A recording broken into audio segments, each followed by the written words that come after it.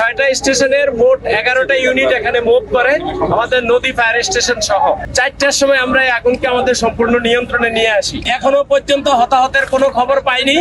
আমরা প্রথম মেসেজ পাই আমাদের কন্ট্রোল রুম যে আমাদের চেয়ারম্যান ঘাট, পুরানো ঢাকার এই ইসলামবাগের চেয়ারম্যান ঘাটে আগুন লেগেছে। এর সাথে সাথেই আমরা মেসেজ পাওয়ার সাথে সাথেই আমাদের নিয়ারেস্ট ফায়ার স্টেশন লালবাগ, সেটাকে আমরা মুভ করাই।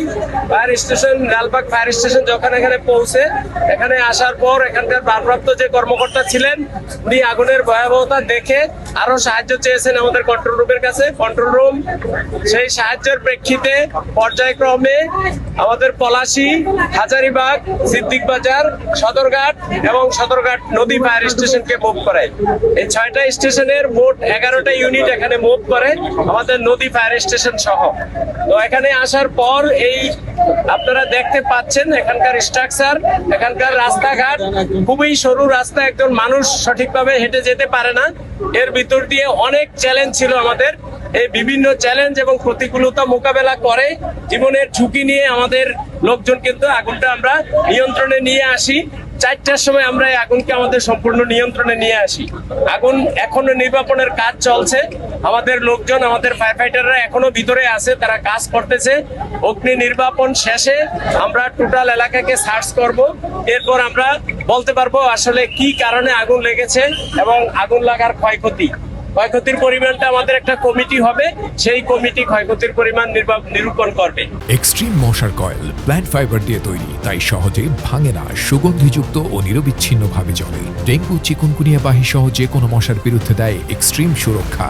আগুন আমাদের পুরোপুরি নিয়ন্ত্রণে আছে, আগুন আর বাড়ার কোনোই সম্ভাবনা নেই। আর আপনি যেটা প্রশ্ন করেছেন যে এটা একটা আবাসিক এলাকা, আসলে আপনি আমার চোখে দেখেন, আমার চোখ দিয়ে আপনারা দেখেন, সেফটির চোখ দিয়ে দেখেন, আবাসিক এলাকার চোখ দিয়ে আমরা ঢাকায় থাকি, দেখেন যে এটা কি আবাসিক এলাকা না বাণিজ্যিক এলাকা। আসলে এটা কি এলাকা, কি ধরনের বিল্ডিং, নিচে আপনার একতলা ইট, তারপরে টিন দিয়ে আবার 4তলা। কোন মানুষ কোন বিবেকের প্রেক্ষিতে এই ধরনের বিল্ডিং তৈরি করে এবং বিল্ডিং ভাড়া দেয় আমরা ঠিক বুঝি না। এবং এগুলা বিল্ডিং এর কোনো শ্রেণীতেই পড়ে না। আমরা যদি বাংলাদেশ ন্যাশনাল বিল্ডিং কোডের কথা বলি, সেফটির দিক থেকে যদি বলি, এগুলা কোনো বিল্ডিং এর আওতায় পড়ে না। মানুষজন অত্যন্ত ঝুঁকি নিয়ে, জীবনের ঝুঁকি নিয়েই কিন্তু এখানে বসবাস করে। আমরা এখনো পর্যন্ত হতাহতের কোনো খবর পাইনি। তারপরেও আমরা অগ্নি নির্বাপন সম্পূর্ণ যখন শেষ হবে, আমাদের সার্চ টিম কাজ করবে, তখন আমরা অ্যাকচুয়ালি বলতে পারবো যে কোনো হতাহত আছে কিনা। আপাত দৃষ্টিতে এখনো পর্যন্ত আমরা হতাহতের কোনো খবর পাইনি। আসলে এগুলা প্লাস্টিক কারখানা না প্লাস্টিকের দোকান না খেলনা দোকান, এগুলা কিছুই ডিফাইন করা যাবে না।